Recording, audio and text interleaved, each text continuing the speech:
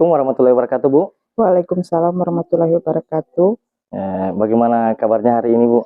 Alhamdulillah sehat-sehat, Pak. Ya, perasaannya seperti apa kira-kira? Be strong untuk hari ini.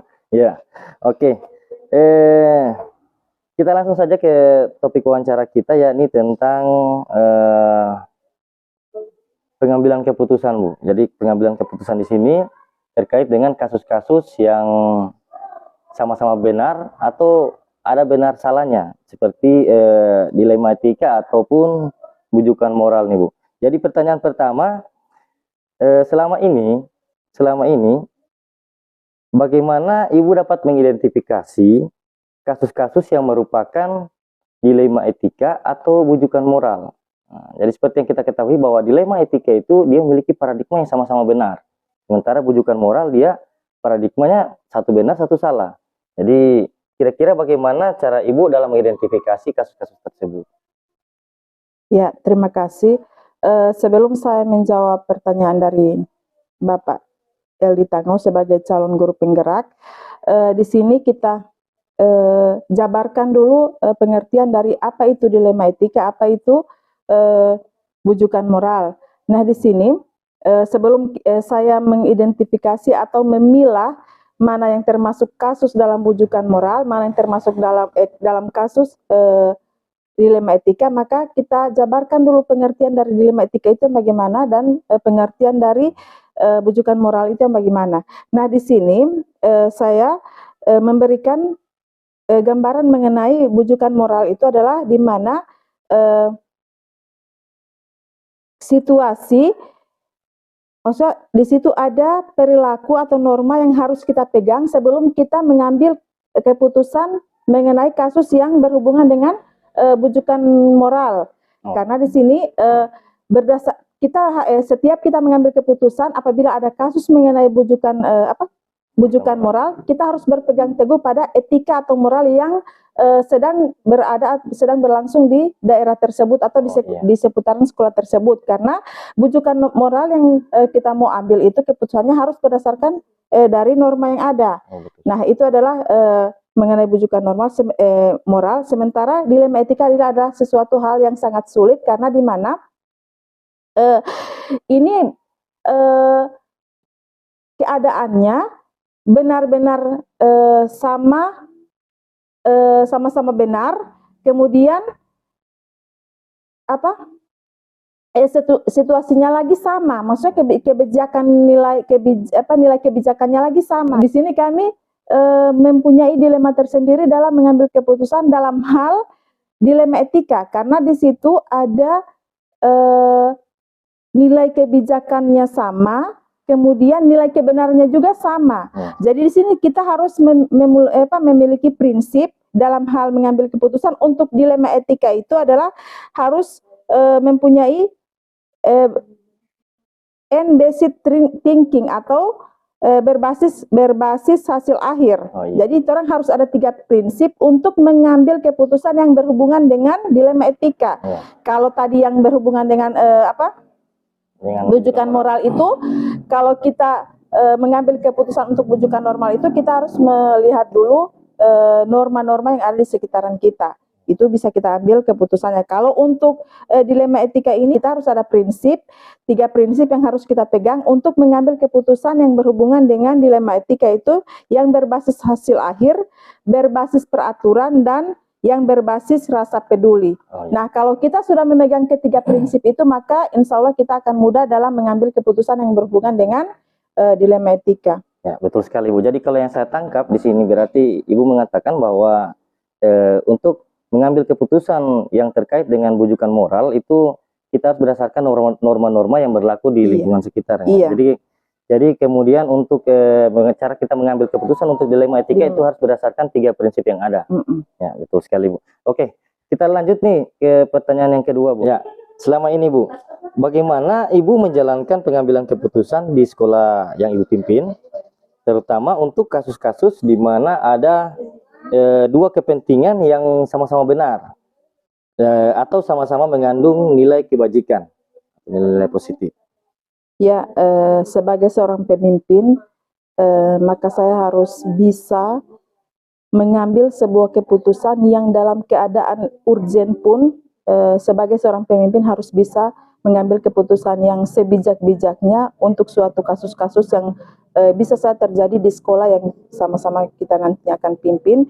Nah, di sini sebelum kita mengambil keputusan, maka kita harus memilih terlebih dahulu mana kasus-kasus yang berhubungan dengan etika, sopan santun, dan mana yang berhubungan dengan norma sosial. Nah, kita sebelum mengambil keputusan, kita harus memilah dulu, memilih dan memilah mana yang berhubungan, kasus yang berhubungan dengan etika, sopan santun, dan mana yang kasus yang berhubungan dengan norma sosial. Iya. Oh, betul sekali, Bu. Oke. Kita lanjut ke yang pertanyaan yang ketiga. Langkah-langkah atau prosedur seperti apa yang biasa Ibu lakukan selama ini dalam hal pengambilan keputusan? Ya, yang masih berhubungan dengan Yang berhubungan norma. dengan dilema etika. Ya. Jadi sebelum mengambil sebuah keputusan, maka kita harus menerapkan langkah-langkah agar keputusan nantinya kita ambil bisa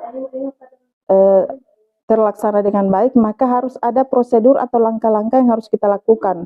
Yang pertama, sebelum yang saya katakan tadi, sebelumnya seperti saya katakan tadi, bahwa kita harus memilah dan memilih dulu mana kasus-kasus yang berhubungan dengan etika sopan santun, dan kemudian mana yang berhubungan dengan norma sosial, agar kita bisa mengambil keputusan itu dengan baik dan bijak.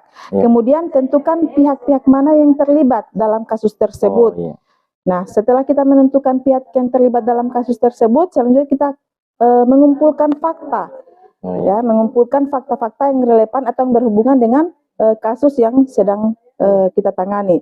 Kemudian pengujian benar atau salahnya dari kasus tersebut. Setelah kita mengumpulkan fakta yang ada, nah kemudian kita uji mana mengenai kebenaran dan kesalahan yang kasus yang sedang terjadi. Kemudian menguji paradigma besar yang mengenai etika tadi, norma etika dengan ini. Kemudian melakukan prinsip resolusi menggunakan 3 prinsip cara berpikir di atas, yaitu yang menggunakan 3 prinsip tadi berbasis hasil akhir, berbasis peraturan, kemudian berbasis rasa peduli.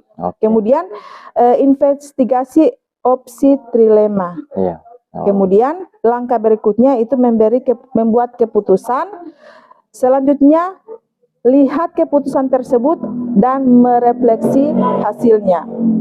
Itu adalah merupakan langkah-langkah yang bisa diambil dalam membuat sebuah keputusan untuk menangani kasus-kasus yang bisa saja terjadi di sekolah yang kita pimpin. Ya, kita lanjut nih, Bu. Hal-hal apa saja yang selama ini mungkin Ibu anggap sebagai hal yang paling efektif dalam pengambilan keputusan terkait dengan kasus-kasus dilema etika tersebut? Baiklah, mengenai hal dilema etika ini adalah keadaan di mana yang benar versus benar. Nah, ini adalah suatu keadaan yang sangat sulit untuk mengambil sebuah keputusan. Nah, sebagai pemimpin tetap kita harus ada sebuah keputusan yang bisa memberikan keuntungan untuk orang banyak atau untuk kepentingan orang banyak. Nah, di sini sebelum kita memutuskan masalah yang berhubungan dengan dilema etika, maka kita harus mengenali atau mengidentifikasi dulu masalahnya apa. Kemudian langkah selanjutnya kita undang atau kita panggil orang-orang yang terlibat dalam masalah tersebut. Nah, kemudian kita mencari fakta-fakta yang berhubungan dengan masalah tersebut. Setelah itu kita ambil, setelah ada fakta, kemudian kita uji kebenaran dan kesalahannya. Kemudian setelah itu kita ambil keputusan. Ambil keputusan dan tentukan keputusan apa yang bijak untuk kasus yang sedang dihadapi. Oke. Kita lanjut, Bu, di pertanyaan yang kelima, yakni hal-hal apa saja yang selama ini merupakan tantangan Ibu dalam pengambilan keputusan pada kasus-kasus dilema etika. Kira-kira apa nih yang menjadi tantangan Ibu dalam pengambilan kasus-kasus dilema etika tersebut? Ya, Nah, yang seperti yang saya katakan tadi bahwa dilema etika ini adalah sesuatu kasus yang benar-benar rumit karena ini adalah yang berhubungan dengan kasus yang benar benar versus benar dan yang berhubungan dengan kebijakan sosial.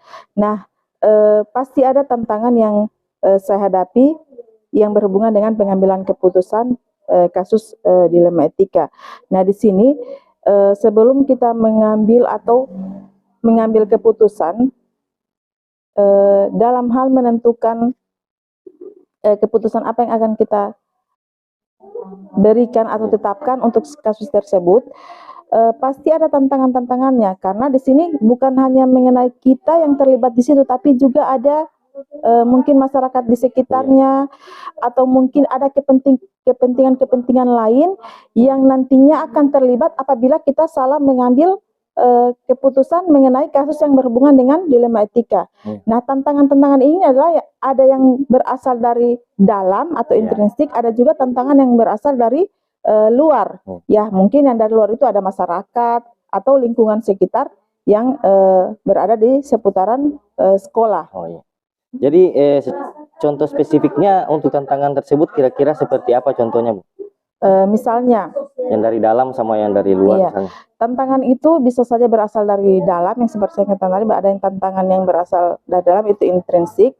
Misalnya ada kejadian yang berhubungan dengan guru-guru atau anak didik. Nah, keputusan kan namanya seorang pemimpin pasti ada pro dan kontra. Nah, betul sekali. Kemungkinan keputusan yang kita ambil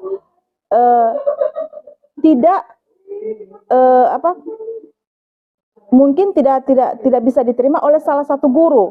Nah, sedangkan kita ketika mengambil keputusan itu adalah memilih mana yang bermanfaat untuk orang banyak.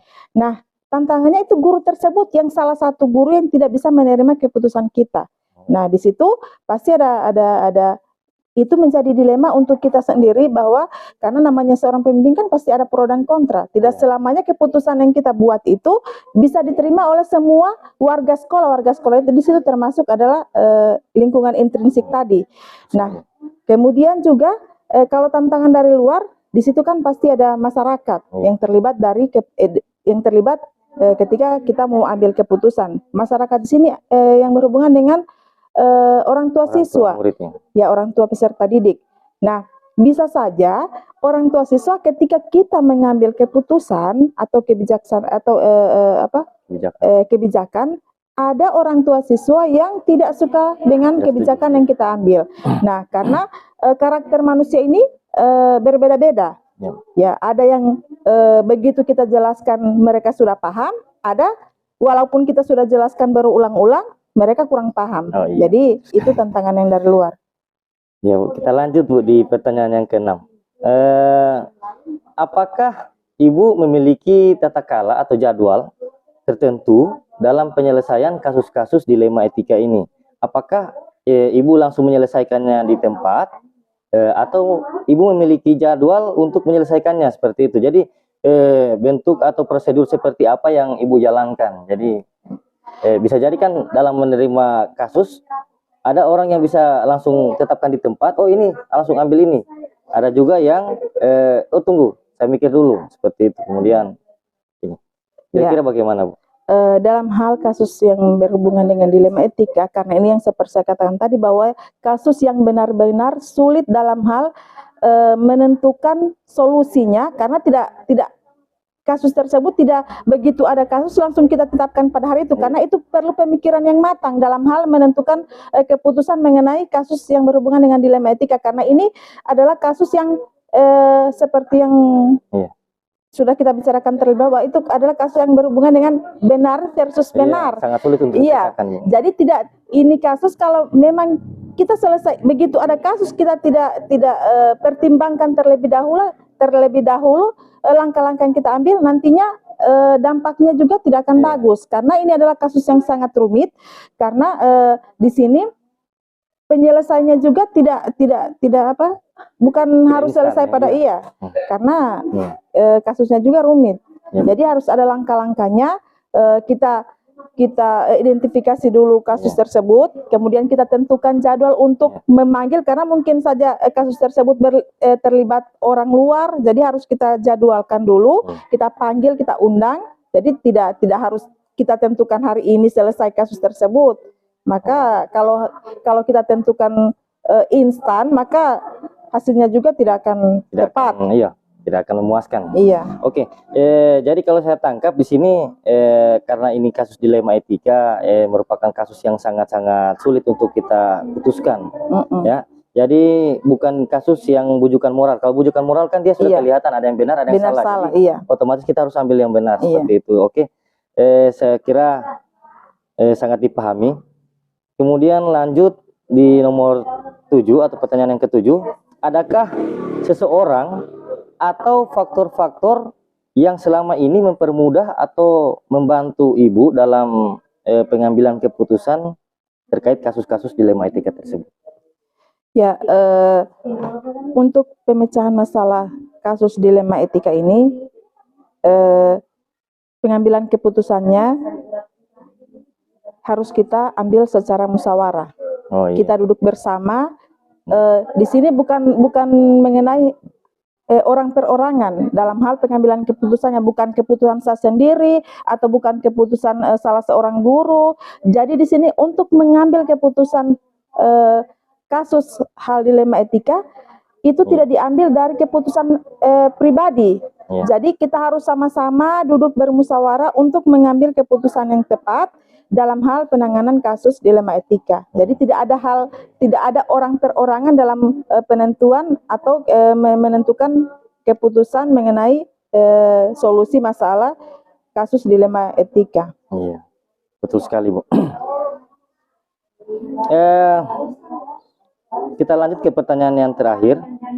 Kira-kira dari semua hal yang telah Ibu sampaikan tadi, kira-kira pembelajaran apa yang dapat kita petik dari pengalaman Ibu ketika mengambil keputusan dilema etika tersebut? Kira-kira Ibu bisa berbagi kepada teman-teman sekalian untuk memberikan kira-kira pembelajaran seperti apa yang kita bisa dapat petik dari pengalaman yang telah Ibu alami dalam hal pengambilan keputusan terkait dilema etika. Ya, menurut saya pribadi, karena ini merupakan suatu pengalaman yang baru untuk saya juga, karena saya merupakan ini adalah merupakan amanah yang baru juga buat saya sebagai seorang kepala sekolah. Kita tidak tahu nantinya ke depannya ada masalah-masalah apa yang akan menimpa kita sebagai seorang pemimpin. Nah, salah satunya adalah masalah mengenai dilema etika, kasus dilema etika. Nah, pelajaran yang bisa kita sama-sama petik dalam hal penanganan kasus dilema etika adalah bagaimana kita bisa mempersatukan jawaban atau mempersatukan solusi-solusi yang bisa kita dapat dari hasil musyawarah antara pihak-pihak yang terlibat dalam kasus tersebut. Ya, namanya kan manusia berbeda-beda pemikiran. Nah, bagaimana dalam kasus tersebut, bagaimana cara kita untuk menyatukan pendapat, karena hal ini adalah hal yang sangat sulit. Jadi pelajaran yang kita bisa ambil dari situ ya, sama-sama kita bisa berkolaborasi. Iya, berkolaborasi antara pihak-pihak yang terlibat dalam kasus tersebut. Nah, adanya kemudian kita bisa berbagi dengan sesama, maksudnya pengalaman dari dunia luar, yaitu dari orang tua, mereka bisa eksplor kepada kita, begitu juga pengalaman kita bisa kita terapkan kepada orang tua murid. Dengan kejadian-kejadian seperti ini, alhamdulillah tali silaturahmi antara orang tua murid dengan pihak warga sekolah bisa terjalin dengan bagus. Kemudian ada komunikasi antara orang tua dengan atau pihak luar dengan pihak sekolah. Ya. Ya, betul sekali, Bu. Kita juga di sini saya pikir apa yang Ibu katakan tadi itu sudah sangat-sangat mirip dengan pembelajaran yang telah kami pelajari sekarang, yakni terkait 4 paradigma berpikir. Kemudian ada 3 prinsip berpikir yang Ibu sudah sebutkan tadi, yakni N-based thinking, kemudian ada rule based thinking, kemudian ada care based thinking. Jadi di sini ketika kita ingin mengambil sebuah keputusan, ini kalau yang dari kami, dari guru penggerak itu kami mempelajari bahwa ada 3 prinsip berpikir dalam pengambilan keputusan. Itu yang pertama, berpikir berbasis hasil akhir atau end based thinking. Jadi di sini yaitu berpikir bahwa saya akan melakukan suatu hal karena itu yang terbaik untuk kebanyakan orang. Jadi di sini untuk kepentingan orang banyak. Kemudian ada yang kedua, yakni berpikir berbasis peraturan atau rule based thinking, di mana saya berpikir bahwa saya harus mengikuti suatu prinsip atau aturan-aturan yang telah ditetapkan. Jadi misalkan di sini ada aturan-aturan sekolah, saya harus mengikuti aturan-aturan sekolah tersebut. Kemudian yang ketiga, ada berpikir berbasis rasa peduli. Jadi di sini saya juga harus berprinsip bahwa Dalam pengambilan keputusan dalam pengambilan keputusan saya harus melakukan sesuatu yang saya harapkan kepada orang lain bisa bermanfaat. bisa bermanfaat untuk orang lain. Seperti itu, Bu. Saya pikir cukup sekian mungkin wawancara kita pada hari ini. Terima kasih banyak atas waktunya, Bu. Untuk itu kita tutup sesi tanya jawab kita atau sesi wawancara kita dengan mengucapkan hamdalah atau alhamdulillahirabbil alamin. Semoga wawancara kita pada hari ini dapat bermanfaat bagi orang banyak. Terima kasih. Wassalamualaikum warahmatullahi wabarakatuh.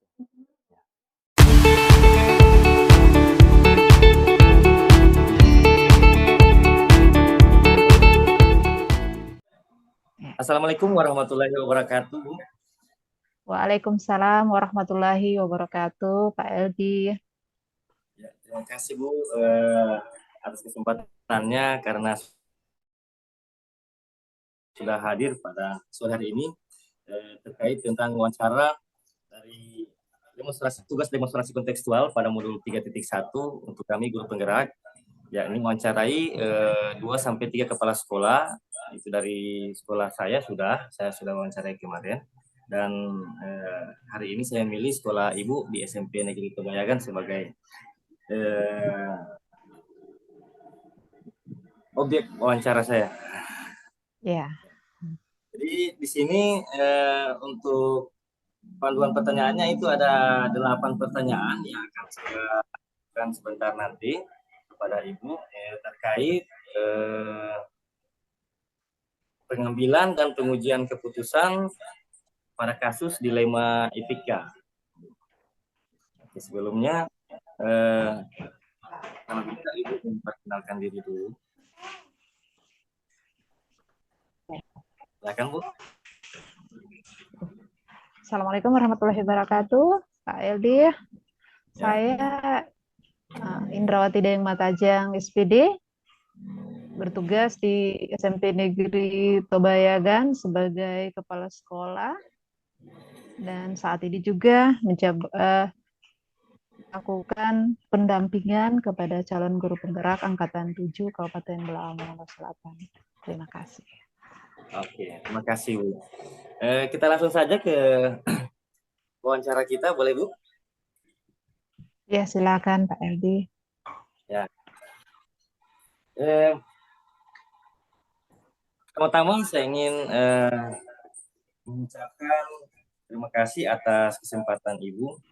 Jadi bagaimana kabarnya hari ini, Bu? Alhamdulillah, kabar baik Pak Eldi. Pak Eldi kabarnya gimana sore ini? Alhamdulillah, sama-sama baik, Bu.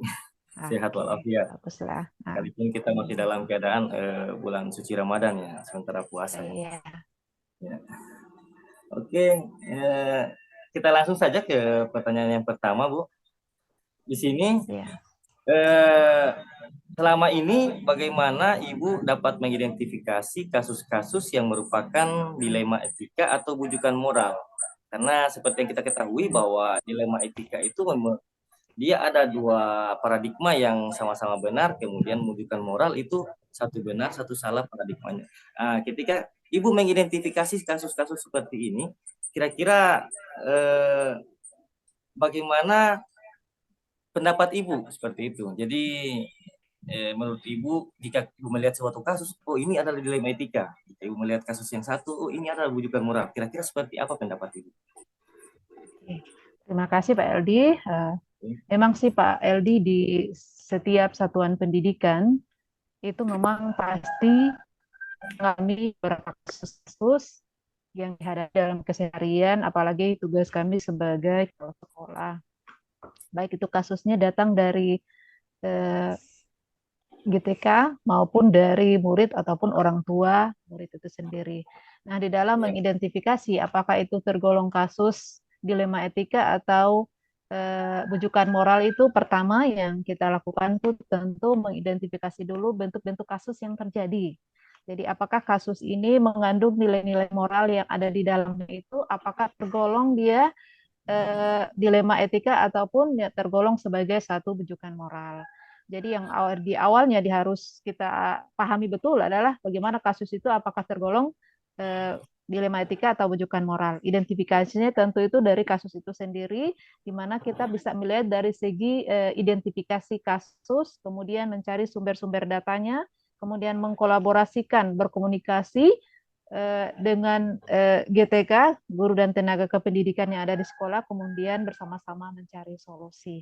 Dengan itulah maka kita akan mampu mengidentifikasi apakah kasus itu tergolong dilema etika ataupun bujukan moral. Seperti itu, Pak. Oh, luar biasa sekali, Bu. Ya, jadi kalau yang saya tangkap tadi bahwa mengidentifikasi kasus itu menurut Ibu berarti kita berkolaborasi dengan para guru atau seperti apa yang tadi Ibu katakan tadi maksudnya? Oke. Nah, awalnya kita identifikasi ya, bisa saja kita bisa Ya, identifikasi sendiri ya Pak Eldi. Kemudian ketika kita mengumpulkan fakta-fakta yang ada, tentu tidak mungkin fakta itu kita kumpul sendiri, pasti membutuhkan orang lain untuk oh, betul mengumpulkan sekali. hal-hal terkait dengan kasus tersebut kan. Ya, Kemudian untuk mendapatkan solusi pasti kita harus berkomunikasi atau berkolaborasi dengan beberapa pihak-pihak yang terkait dalam kasus tersebut.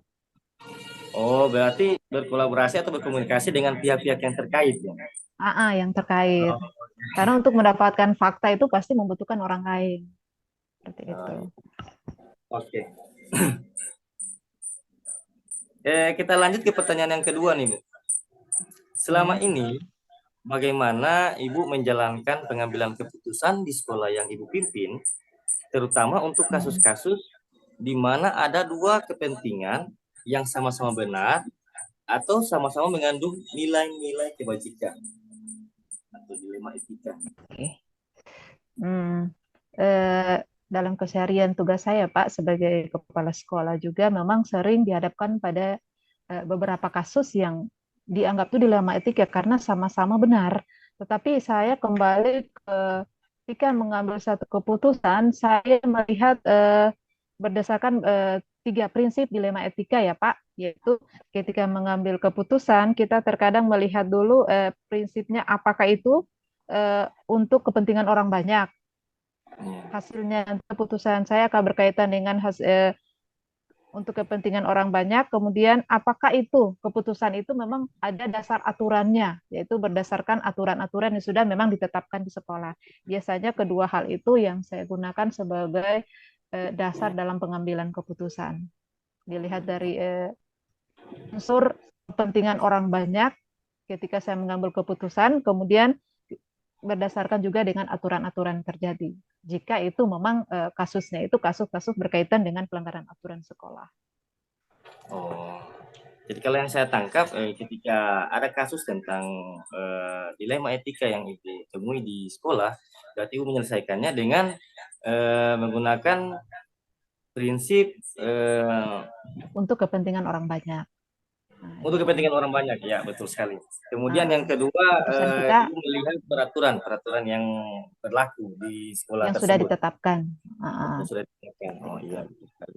Oke, kita terima kasih Bu. Lanjut kita ke pertanyaan yang ketiga.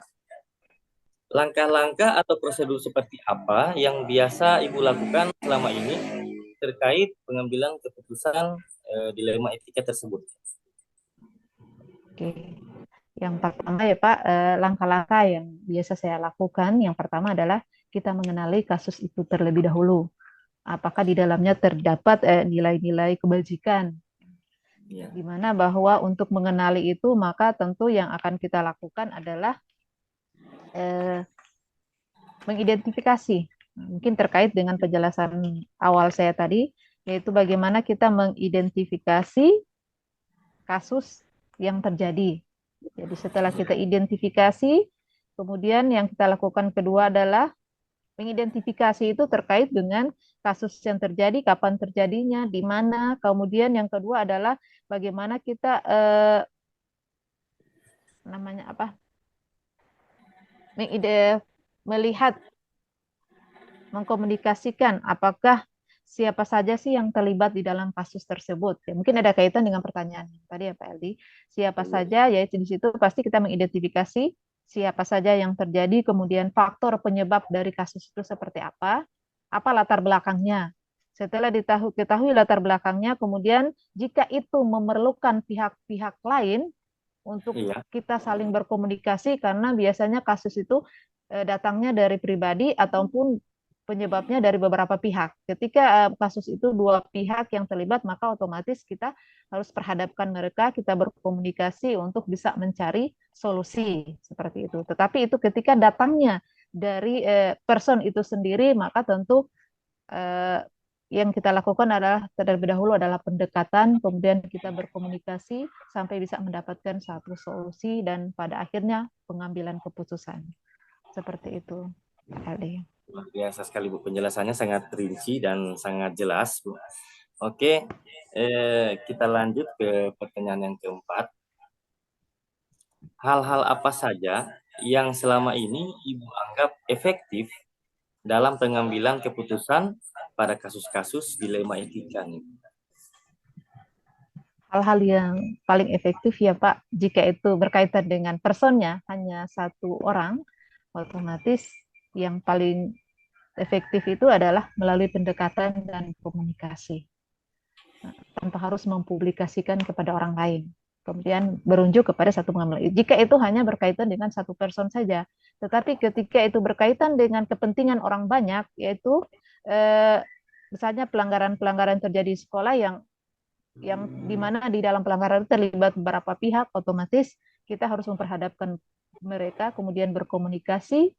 Selanjutnya kita berkolaborasi apakah ada pihak-pihak yang dibutuhkan untuk menyelesaikan kasus itu dan yang pada akhirnya dapat mendapatkan solusi dan dapat memutuskan suatu permasalahan yang terjadi di sekolah. Sehingga ujung-ujungnya yang paling efektif ketika bermasalah kepentingan orang banyak dan melibatkan beberapa pihak, maka musyawarah yang paling efektif. Seperti itu. Ya diawali dengan tadi identifikasi, kemudian mencari faktor penyebabnya, kemudian berkolaborasi mencari solusi sampai kepada bisa pengambilan keputusan secara benar karena memang melibatkan kedua pihak, tidak ada yang dirugikan nantinya. Tapi kembali lagi ketika itu secara person, maka yang paling efektif adalah pendekatan dan komunikasi. Karena biasanya masalah terjadi karena diskomunikasi daripada guru dan maupun pimpinan atau satu sama lain. Seperti itu, Pak. Luar biasa. Itu yang paling efektif sih menurut saya. Ya. Supaya tidak terjadi bentrok ya di dalam satu satuan pendidikan. Luar biasa sekali Bu, penjelasannya sangat jelas bagi saya karena saya menangkap tadi ada jika itu terkait masalah personil dari perorangan, Ibu hanya butuh pendekatan seperti itu melalui komunikasi. Nah, komunikasi. Kemudian kalau itu berhubungan dengan orang banyak, berarti Ibu harus mengundang oknum-oknum atau yang terkait. Seperti itu, untuk bermusyawarah. Sehingga pengambilan keputusan kan kita bukan hanya dari kita sendiri, tetapi berdasarkan keputusan orang banyak. Seperti itu. Untuk kepentingan orang banyak juga kan. Terima kasih. Kita lanjut ke pertanyaan yang kelima. Hal-hal apa saja yang selama ini merupakan tantangan dalam pengambilan keputusan pada kasus-kasus dilema etika menurut Ibu? Tantangan seperti apa? Tantangan Pak yang pertama sih, memang ini tantangannya sebagai seorang pimpinan ya. Kalau mungkin Bapak akan menduduki jabatan seperti itu, tantangan yang pertama itu dilemahnya itu yaitu di mana bahwa ketika kita mengambil keputusan itu pasti ada risiko yang harus kita tanggung ya Pak. Yang pertama ketika itu, makanya tadi saya bilang kalau keputusannya kita berkaitan dengan orang banyak dan melalui jalur musyawarah, maka resikonya mungkin kecil. Karena keputusan itu bukan hanya berdasarkan kita, tapi orang banyak. Tetapi ketika itu berkaitan dengan pribadi, nah itu yang memang tantangan paling besar dihadapi. Karena terkadang kita memutuskan sesuatu berkaitan dengan dirinya, terkadang kan kita sudut pandangnya kita kembali ke terkait dengan bujukan moral. Sayang, tetapi salah. Nah, mau tidak mau kita sayang. Karena juga apa? Tapi kembali lagi bahwa dia melanggar aturan, dia tetap salah gitu. Dilema itu yang pasti akan timbul di setiap seorang pimpinan ya Pak. Tetapi yang umumnya ketika kita mengambil keputusan pasti ada risiko-risiko yang harus dihadapi. Namun kita kembali kepada niat kita bahwa ketika kita mengambil keputusan maka itu memang haknya kita, tetapi tanpa mengesampingkan kepentingan orang lain juga seperti itu. Iya. Luar biasa Bu penjelasannya. Oke, kita lanjut di pertanyaan yang ke-6. Apakah Ibu memiliki tata kala atau jadwal tertentu dalam penyelesaian kasus-kasus dilema etika yang sudah Ibu sebutkan tadi dengan beberapa langkah yang Ibu sebutkan tadi itu? Kira-kira Ibu memiliki jadwal atau tata kala dalam penyelesaian kasus-kasus dilema etika seperti itu? Nah, dalam penyelesaian kasus ya Pak, kita nggak ada jadwal kan, nggak mungkin kasus dijadwalkan ya Pak. Seperti itu. Jadi kan tidak ada kasus yang terjadwalkan, pasti jadi kasus-kasus itu kan terkadang timbul. Biasanya kalau kepentingan orang banyak itu kasus-kasus yang biasa terjadi itu adalah ketika program sekolah itu dijalankan dan di setiap penanggung jawab program itu ada masalah-masalah yang terjadi, misalnya di kesehatan, di keagamaan atau kurikulum dan sebagainya. Biasa ketika itu ada yang terjadi, maka kita langsung mencari solusi ketika itu mendapat permasalahan. Kemudian dan solusinya seperti apa ya tadi, seperti langkah-langkah yang saya sudah sebutkan tadi ya Pak, untuk menyelesaikan suatu permasalahan yang terjadi atau suatu kasus. Namun ada beberapa kasus yang memang kita nggak bisa kita lakukan secara musyawarah. Ada satu bentuk pengambilan keputusan yang mungkin saat itu harus diputuskan. Kan ada juga seperti itu. Nah, jadi di dalam kita menyelesaikan kasus memang sih tidak terjadwalkan karena kasus itu tiba-tiba datangnya. Kita tidak tahu kapan, tapi ketika kasus itu muncul berkaitan dengan orang banyak, seperti yang sudah jelaskan tadi, otomatis kita jalurnya musyawarah, seperti itu, untuk mencari solusi. Tetapi ada satu kasus yang tidak melalui musyawarah, Pak, yaitu melalui person pers. Contoh tadi melalui kasus dadakan seperti yang pernah terjadi di sekolah saya ya. Ada satu orang guru yang saat itu memang orang tuanya meninggal. Sementara dia itu kan penanggung jawab kegiatan ya, ketua panitia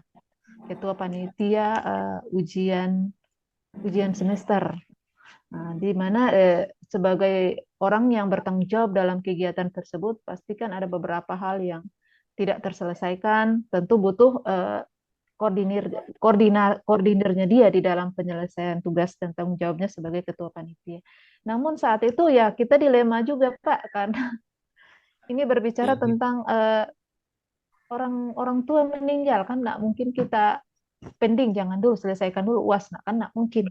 Maka saat itu juga keputusannya kita nggak mengambil musyawarah, tetapi langsung putuskan saja, begini saja, silakan kamu, ini kan ada sekretarisnya, ada wakil ketuanya, itu nanti bisa saya sampaikan kepada mereka kenapa kamu pulang mendadak, karena seperti itu. Itu keputusannya langsung saya, tanpa ada jalur komunikasi, dan saat itu juga terjadi.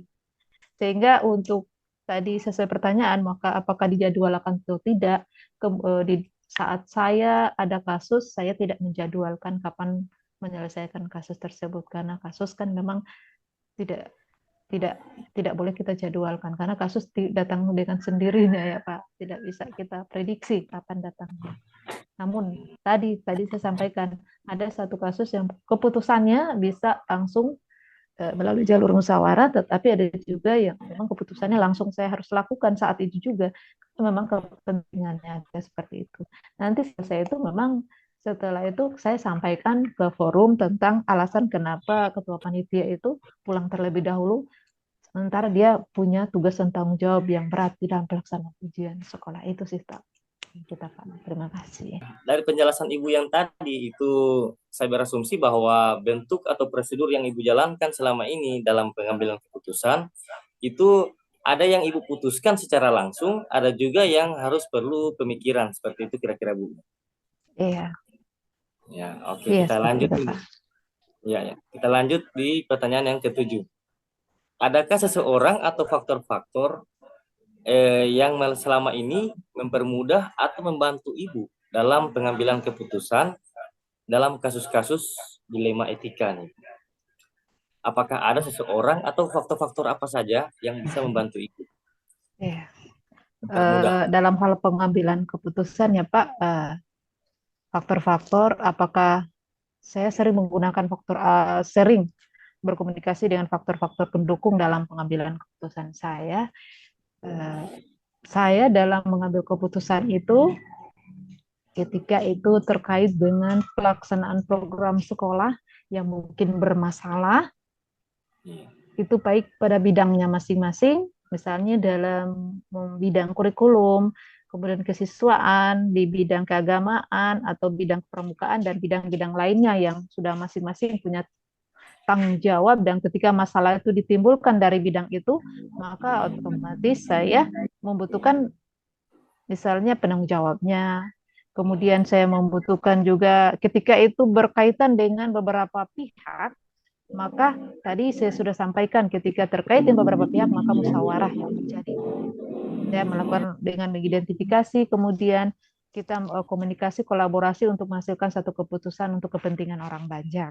Itu faktor pendukung ataupun orang-orang yang terlibat di dalam pengambilan keputusan, tentu orang-orang yang mungkin pihak-pihak yang terkait dengan masalah tersebut. Kemudian jika saya butuh lagi, mungkin saya bisa melakukan komunikasi juga dengan pengawas sekolah, kemudian dengan Wakasek, ada beberapa juga jajaran saya yang berada di bawah saya, kan seperti itu. Nah, itu ketika itu masalahnya masalah-masalah yang terkait dengan kepentingan orang banyak atau terlibat beberapa pihak dalam masalah tersebut. Seperti itu. Tapi ketika itu masalah per person, nah, itu pengambilan keputusan itu utuhnya dari saya. Seperti itu. Oke, jadi di sini kalau terkait dilema etika yang menyangkut kepentingan orang banyak, berarti saya bisa menangkap di situ bahwa faktor-faktornya itu adalah pihak-pihak yang terkait seperti itu, yang bisa membantu Ibu dalam Iya, mempermudah pengambilan keputusan. Saya kira seperti itu, Bu. iya, seperti itu ya. Jadi kita lanjut nih ke pertanyaan yang terakhir, Bu. Dari semua hal yang telah Ibu sampaikan tadi, kira-kira apa pembelajaran yang bisa Ibu bagikan nih kepada kita terkait pengalaman Ibu dalam pengambilan keputusan dilema etika? Oke. Terima kasih Pak Eldi. Nah, ya pertama ya pembelajaran yang mungkin kita bisa share ke sesama kepala sekolah maupun kepada Bapak, itu yang pertama bahwa ketika kita mengambil satu keputusan, jangan gegabah. Kenapa? Kita harus awali, jangan ambil dengan keputusan dalam keadaan kita tidak moodnya kurang baik. Ambillah satu keputusan secara kita dalam keadaan memang bukan dilema etika. Jadi ketika ada masalah jangan sampai kita dalam keadaan marah untuk memutuskan segala sesuatu, karena seorang pemimpin itu memang harus bisa meredam amarah ketika berhadapan dengan suatu kasus. Kemudian menyelesaikan juga, jangan hanya menyelesaikan sendiri ketika itu terkait orang banyak. Karena terkait orang banyak pasti membutuhkan banyak masukan dari orang lain. Ketika itu masalah itu timbul dari person itu sendiri, maka ingat, lihat juga latar belakang masalahnya ketika kita memutuskan segala sesuatu. Lakukan pendekatan terlebih dahulu, komunikasi yang baik, sehingga dengan seperti itu maka segala keputusan yang kita ambil, insya Allah keputusan yang terbaik untuk semua. Terima kasih. Luar biasa sekali, Bu. Terima kasih atas pelajaran-pelajaran yang telah Ibu bagikan kepada kami. Ya, Di sini juga kami ditugaskan untuk berbagi bahwa dalam pengambilan keputusan, kalau di guru penggerak itu dia harus melalui 4 paradigma kemudian melalui 3 prinsip pengambilan keputusan dan 9 langkah pengambilan dan pengujian keputusan. Dan hal-hal tersebut sudah kami pelajari dalam modul yang sementara Jalan Sehat ini. Iya. Dan, salah satu tugas kami yakni ini demonstrasi kontekstualnya, yakni dengan mewawancarai beberapa Wawancara. kepala sekolah Iya. terkait pengambilan keputusan. Oke, terima kasih Bu atas waktunya. Semoga hasil wawancara kita pada hari ini dapat bermanfaat bagi orang banyak, bagi kami terutama sebagai calon-calon pemimpin pembelajaran ya Bu. Oke, Iya. saya kira cukup sekian. Terima kasih. Wassalamualaikum warahmatullahi wabarakatuh. Waalaikumsalam warahmatullahi wabarakatuh.